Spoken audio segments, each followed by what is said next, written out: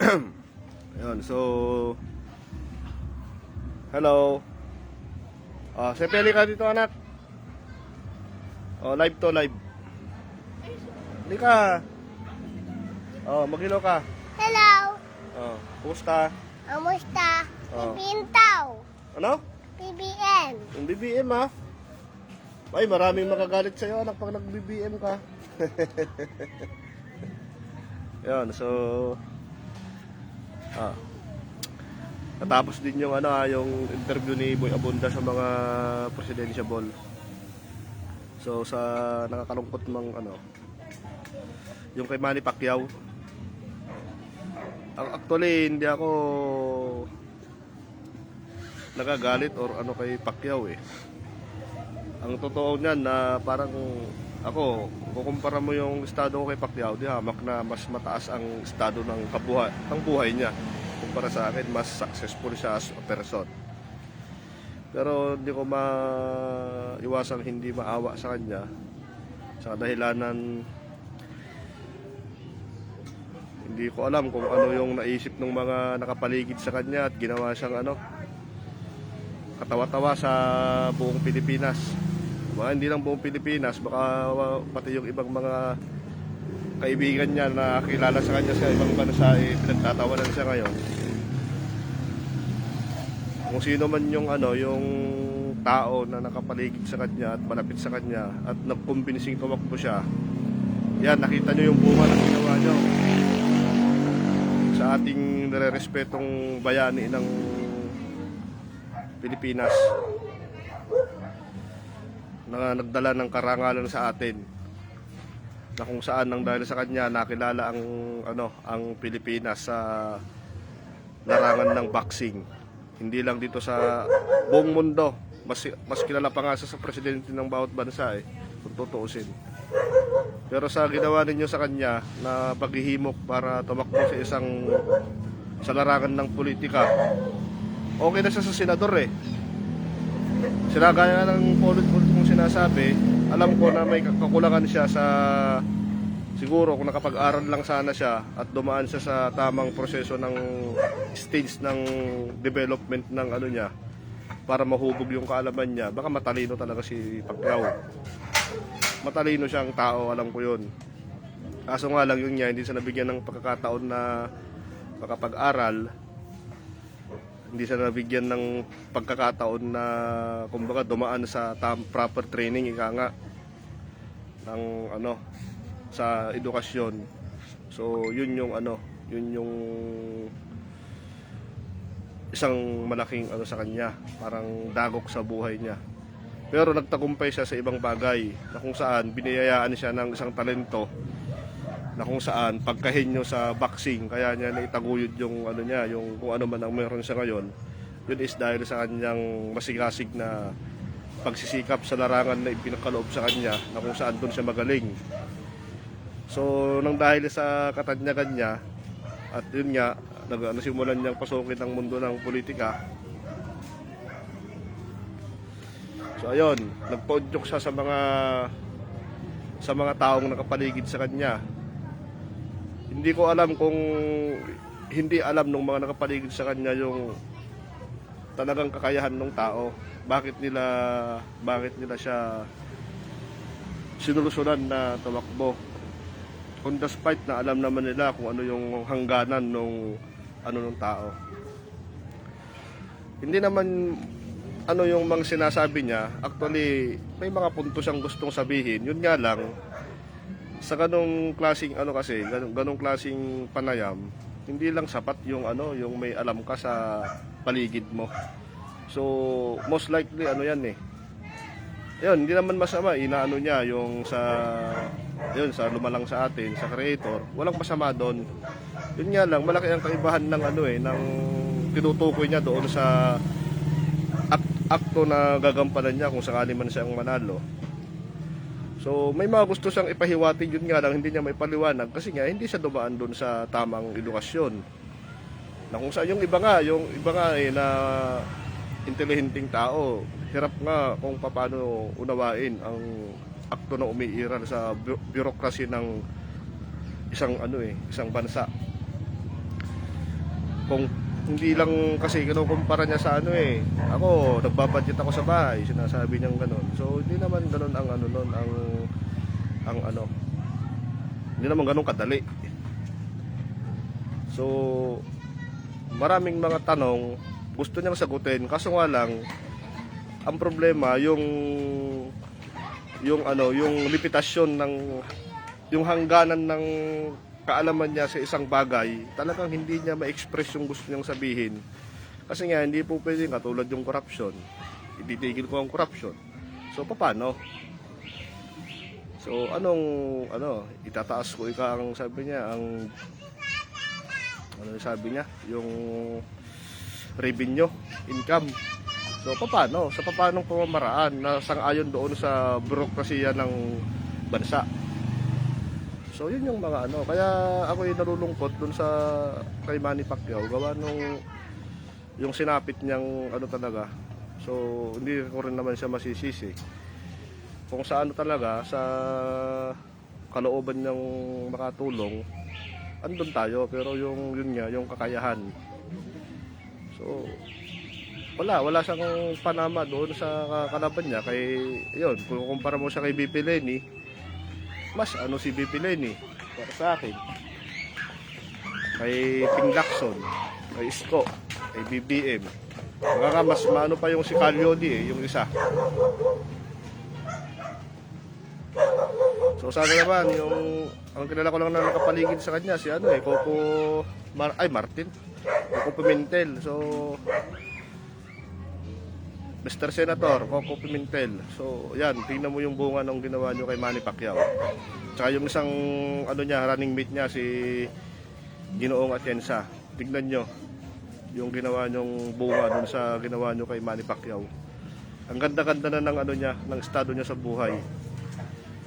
Napakaganda na ng niya, ng kalagayan niya bilang nakapag-ukit na siya ng kasaysayan eh. Ayan, nasira ng dahil sa kagagawan ninyo. Na ang tao, kumbaga dapat makikilala siya sa boxing ngayon. Nakikilala siya, pinagtatawanan siya ngayon ng karamihan. Di ba kayo nakukonsensya sa mga ginawa ninyo sa tao? Imbis na maganda ang ang karir niya bago siya tumigil na siya sa boxing. Ngayon, nasira ng dahil sa politika. Ayan. Kayong mga kingmaker, kung kingmaker man kayo at dapat kayo na lang tumakbo eh. Hindi naman po posible naman papayag si Coco Pimentel na mas mahusay sa kanya si Manny Pacquiao. Kalukuhan yan eh. Kalukuhan. So, nakakadismaya lang yung nangyari sa ating pambansang kamao. Ako'y lubos na nalulungkot sa nangyari sa sinapit niya. Yon, yung mga naman, sa ibang aspeto naman, yon, yung patuloy na sumisira at kay BBM. So, diretso nyo lang, wala namang pumipigil sa inyo. Sabi nyo nga, masama sila, wala silang nagawang maganda sa bansa. So, sa inyo yan. Parang sinasabi nyo na kumbaga close-minded yung mga supporter ni BBM. Sarado ang utak. Tama, sarado ang utak namin kasi nga kumbaga pa bang kailangan naming paniwalaan sa mga dilaw na kumbaga almost 40 years silang umupo sa sa gobyerno. So nalampasan ba nila o nahigitan yung nagawa ng pamilya ng Marcos na minumura at inalipos pa nila?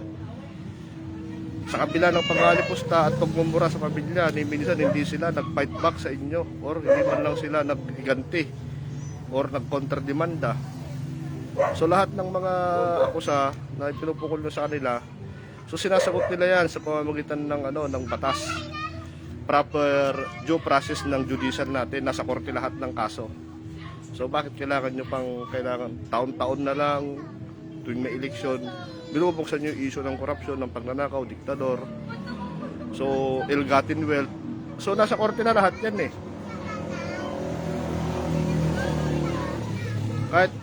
Kahit mga pangkaraniwang tao na katulad ko na mausisa na nag-check ng mga kaganapan sa social media, pagpalagay nating sabihin na natin gawa-gawa lang ng mga tao yon para palabasin na sila Marcos ay mabuti. Nasa akin naman yun kung paniniwalaan ko eh.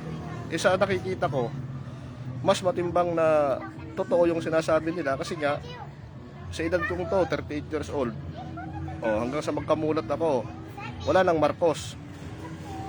Yung sinasabi nila na sinira ni Marcos ang gobyerno, ang buhay ng mga Pilipino, wala din naman nagbago.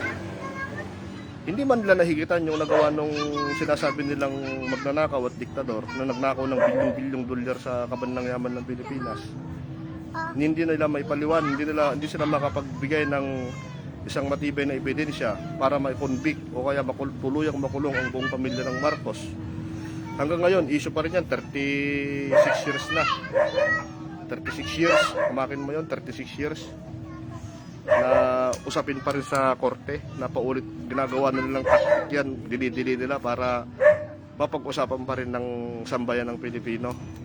Pero ngayon, gaya nga ng sinabi ko, may panahon ang lahat ng bagay.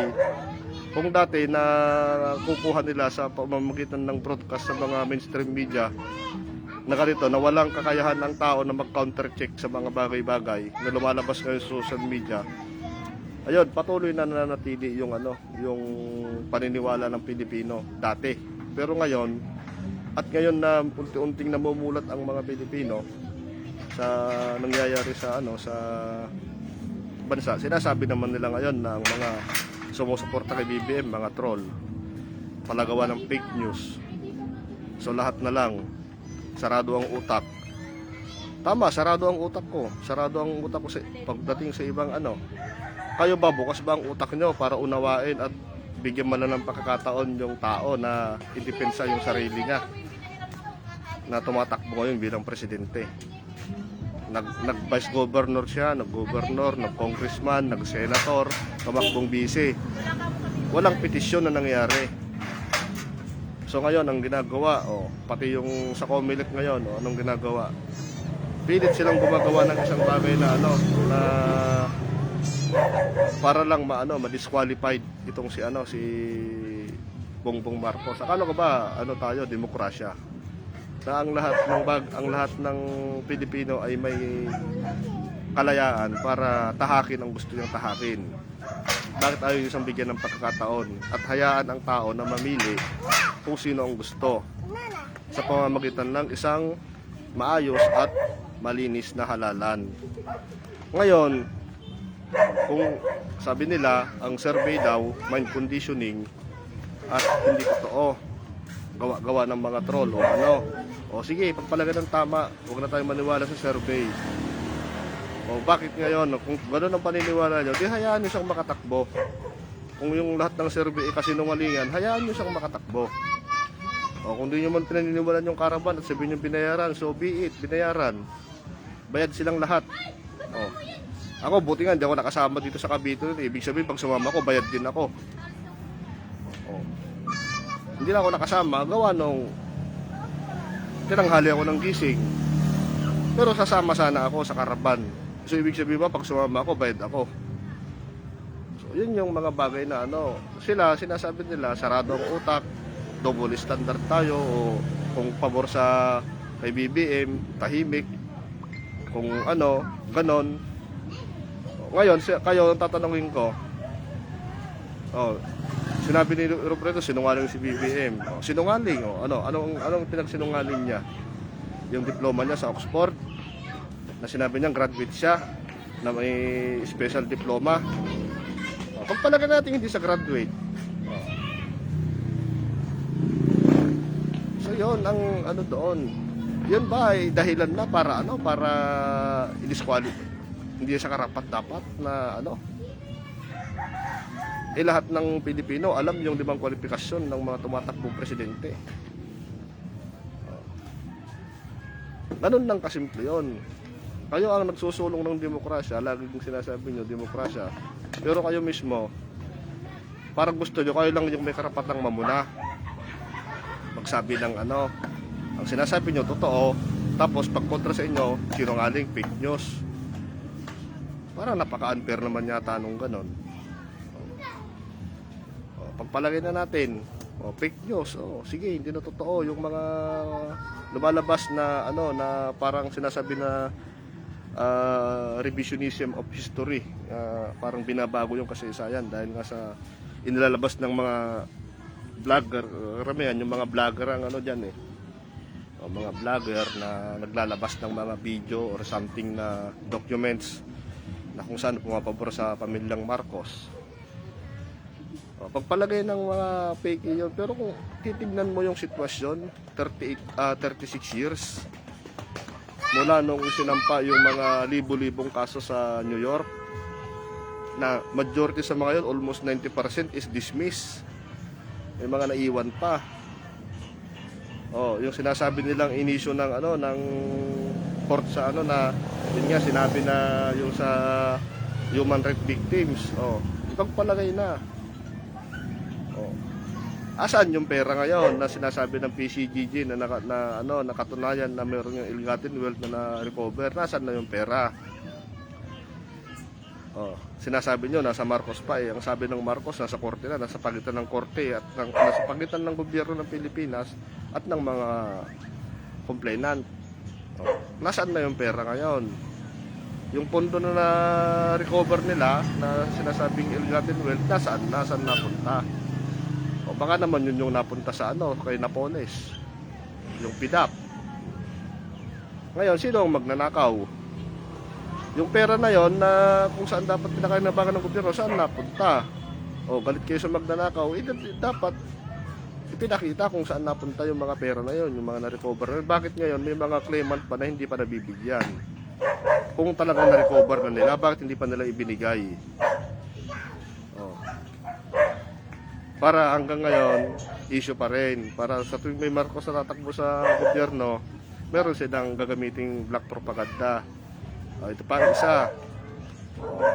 Sabi nila na si BBM daw kaya daw hindi nagpa-fight back o kaya sumasama sa mga negative campaigning kasi nga meron na raw gumagawa.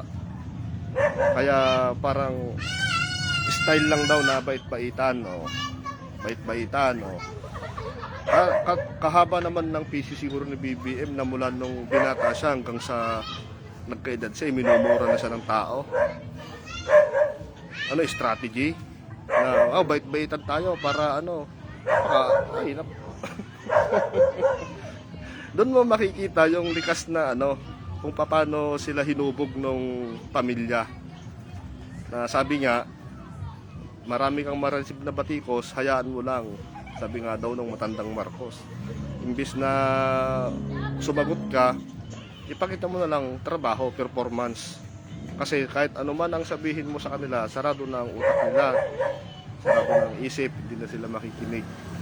Kasi nga nakonklud na nila na masama ka, magnanakaw, ganon. Gawin mo na lang, magtrabaho ka na lang, serbisyo.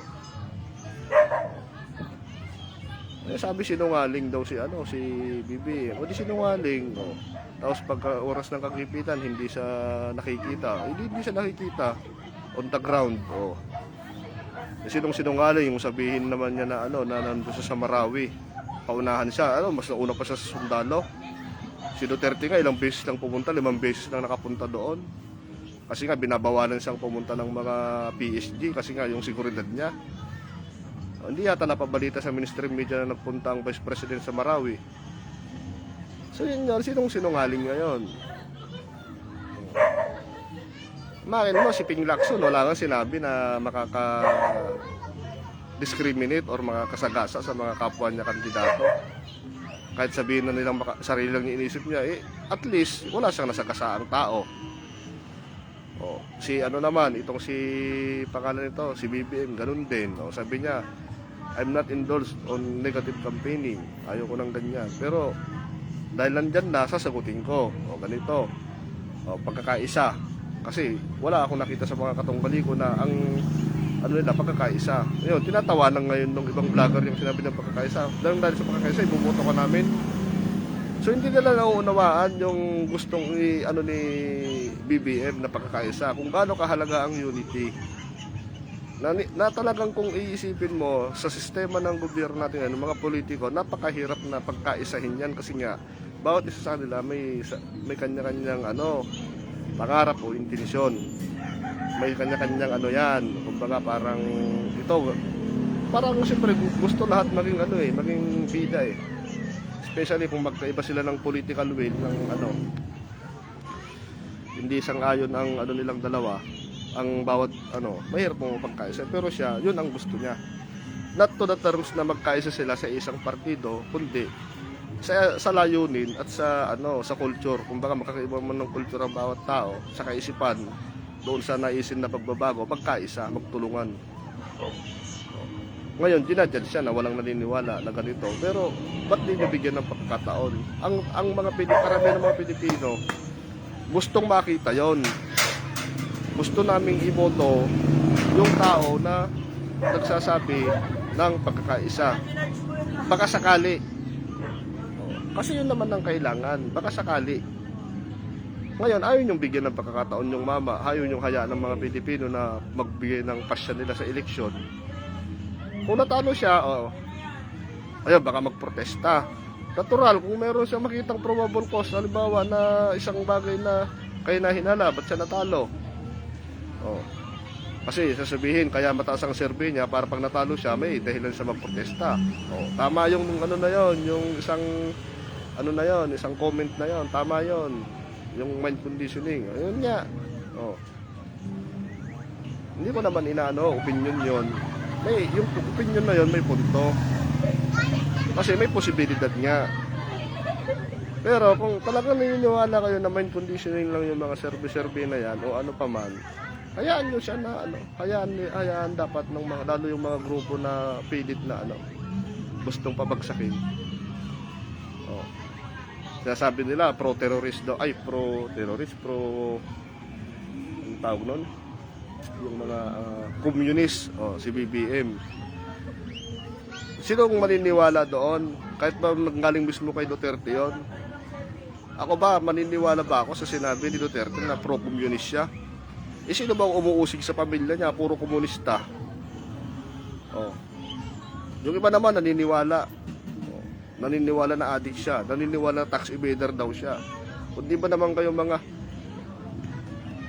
paano ang tax evader halos lahat ng abogado sa buong Pilipinas sinasabi na wala siyang ground. Gawa yun sa yung hatol sa Regional Trial Court. Inano ng Court of Appeals. Hindi na nga umabot sa Supreme Court yan na sinasabi doon na hindi siya tax evasion kundi lang, not filing. Tax evasion. Walang hiya. Walang ibang maipanira Kung anong tax evasion. Di ba? Sinasabi nila sarado ang utak ng mga BBM supporters. Sinasabi nila na parang kung yon mapanira ganyan sila anong ginagawa nila. Yung mga open-minded diyan na tingin sa sarili nyo, open-minded kayo, anong ginagawa ninyo? Paniwala kayo sa sinasabi na yung tax evader gawa nung na convict sa Regional Trial Court. Kaya nga may Court of Appeals Sa Court of Appeals anong sabi doon? Sinabi lang ni former justice na Carpio na ganito. Ayun na, naglabasan na yung mga grupo na na komunista na sinasabing pro-communist daw ang si BBM. Kung pro-communist siya, di wala sanang mga komunista na nag-aano sa kanya ngayon, umuusig. Sino ba ang galit na galit sa pamilya ng Marcos, mga komunista? Diba? So, yun lang naman ang diyan, ang issue diyan na So, hindi natin masasabi na kung ang pulso ng tao. Yan. Ako naman, yung survey na yan, sabi ko nga, hindi naman ako masyadong diyan. Isa lang naman yan sa mga sa mga basihan para maramdaman. Kasi nga, gaya nga ng sabi ko, paano nangyayari yun? Samantalang 1,400 lang ang kadalasan ng kinukuha nilang respondent sa buong kapuluan na yon ng Pilipinas. So hindi ko alam kung paano sila mamili ng tao o ano.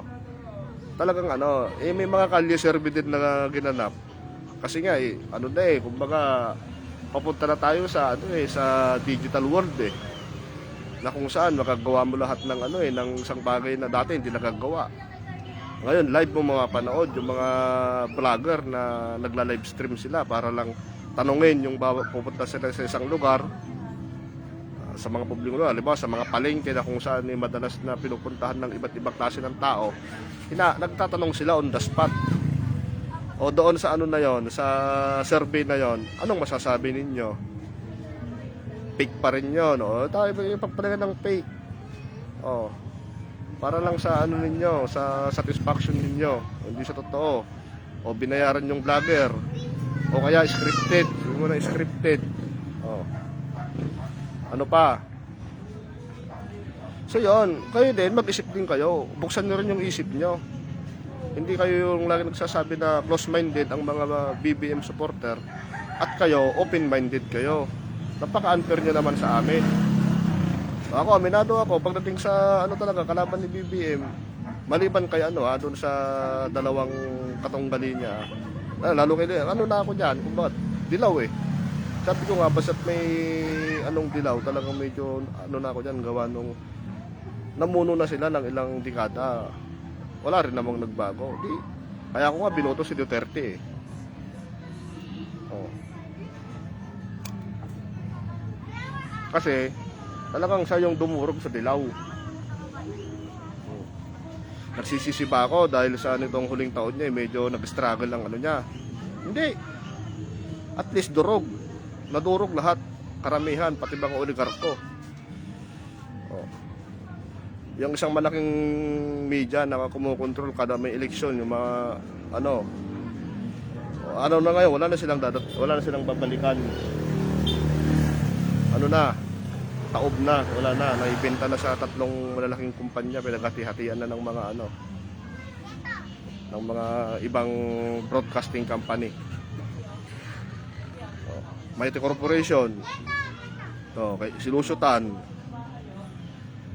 Ilan lamang yan sa mga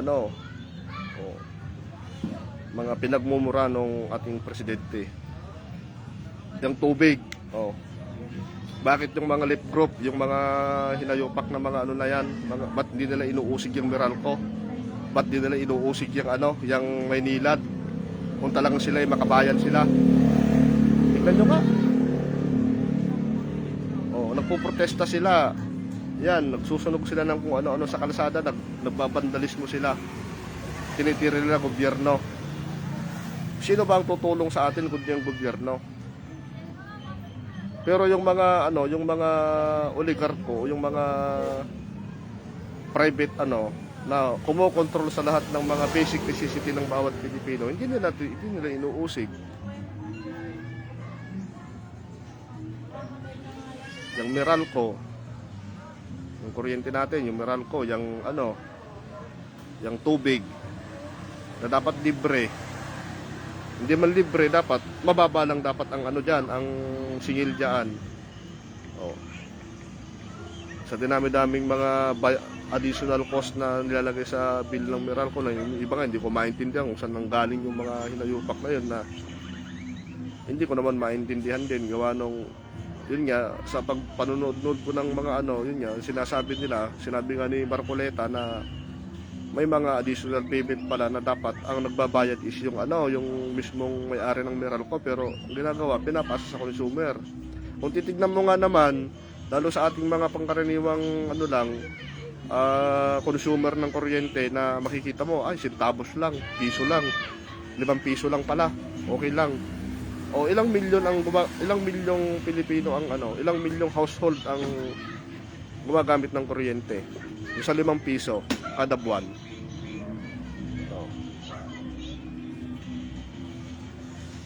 Ilang daang milyon yon kada buwan. Yun yung sinasabi ko.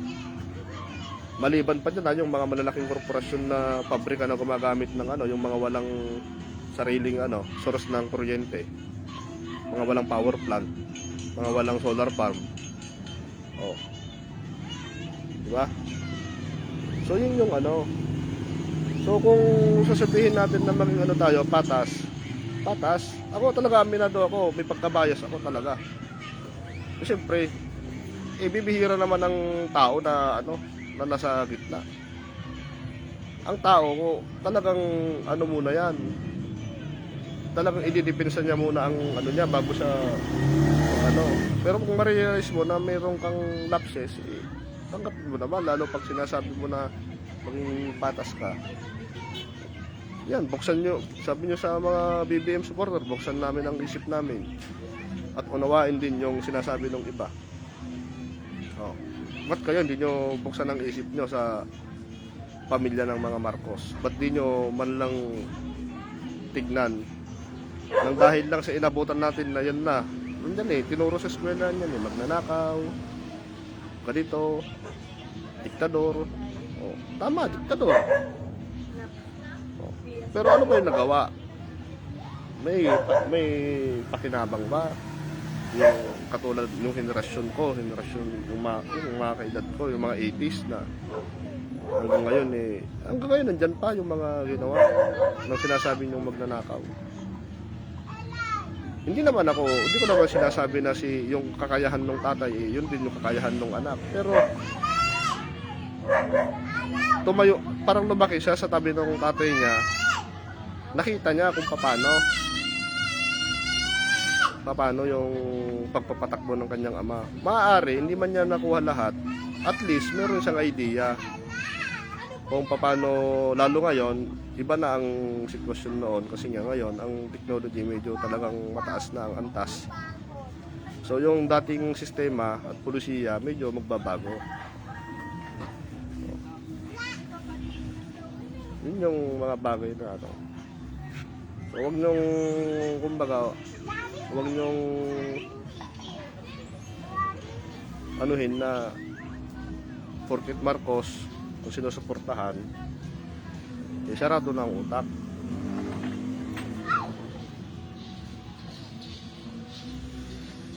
Kung unfair sa inyo yung ginagawa ng ibang BBM supporter, unfair din yung ginagawa nyo sa kanila. Ganun lang yon. Kasi yun yung prinsipyo nyo Ang prinsipyo ng mga supporter, Sabi pa, may isa kanina sa comment section nung isang Ilocano daw kasi ako, kaya may terms ang ginamit na yun nga daw yung sistema, kaya ako ibubot sabihin kasi nga Ilocano, yung sa culture. Hindi doon. Kasi hindi naman lahat ng Ilocano makakasundo katulad doon sa Ilocos, puro mga Ilocano ang mga politician doon. Naglalaban-laban naman sila. Yun nga lang, sa kabuuan talaga, mas nananaig yung mas majority sa mga Ilocano pagka ganyang mga sa national election na, mas nananaig yung yung pakikisama at pakikiayon doon sa kandidatong Ilocano. Pero may factor yon, malaki yung factor. Pero hindi ibig sabihin nun yun yung reason kung bakit bumoboto ang Ilocano sa kapwa Ilocano.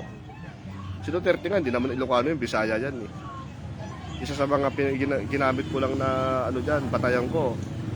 Siya. Kumbaga siya ang dudurog sa political career ng mga Dilawan. Ayun ang nangyari. 2019, wala nang Dilawan ang nanalo sa senador. Diba? Which is yun yung kasi wala na silang nagagawa. Ang tagal na nila. Kung talagang sila yung mga galing na legislator, mga senador, mga congressman, mga presidente na naging presidente, hindi sana nalampasan na nila, doble-doble ang nalampasan nila sa yung utang na iniwan ni Marcos noon. May utang, tama, may utang. Sinong pumalit? Nabawasan ba ang utang? Nabawasan ba ang utang?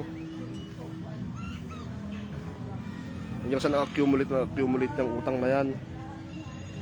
Tapos ngayon si Marcos pa rin may kasalanan. Diba mas unfair yun? Bangkarote. Sabi, bangkarote ang gobyerno nung na iniwan ni Marcos. Kailangan makarecover. Ano pinang-recover? Umutang din sila. Yun bang inutang nila na yon? Nakarecover pa? O dagdagan pa yung utang? Yun yung mga basic na ano na dapat nyo tignan. Na wala bang korupsyon? Oh. Kung nawala sana ang korupsyon, kaso nga lang ginawa ng issue yan yung korupsyon. Every time na eleksyon, korupsyon lang yung binabato sa mga kandidato, kapwa-kandidato. Kasi nauso yan nung napatalsik si Marcos naging effective kasi yan na propaganda. Mag-i-issue sila ng korupsyon sa kapwa nila kandidato. To corrupt. Yun. Mas madali kasing unawain ng mga botante yun yung corrupt tapos magpapakita na ng konting ganito, konting ganon. Maniniwala ang tao. Katulad niyan, yung sinabing tax evasion kay BBM. Naniniwala na naman tao tax evasion kasi nga may sakda lang trial court. Convicted. Pero meron pang mas mataas na korte na kung saan sila yung parang pinawalang visa yung sakdal ng trial court. Na sinabi na hindi siya tax evasion kundi ganito lang. Ayaw pa rin nilang paniwalaan yun. Convicted siya. Nung ganito.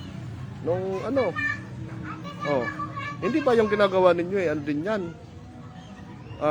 Parang sarado rin ang nyo, utak nyo. Ang sinasabi nyo lang, yun at yun lagi. Sinabi lang ni Duterte na nagkukukain. Paniwala naman kayo lahat nagkukukain. Dati, hindi nyo pinaniniwalaan si Duterte, galit kayo sa kanya. Nung sinabi lang ni Duterte na may isang presidential na weak leader, ano ang ginawa nyo? Di ginamit nyo rin. Pero tignan nyo yung asal ng mga loyalist, Marcos loyalist. Kahit na ano man ang gawin ni Duterte na Presidente Duterte kay BBM. May mga din, na disappoint, pero hindi nila inano si Duterte.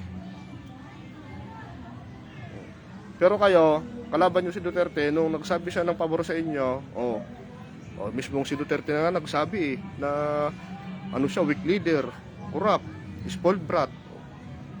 Diba? Ganon din naman kayo.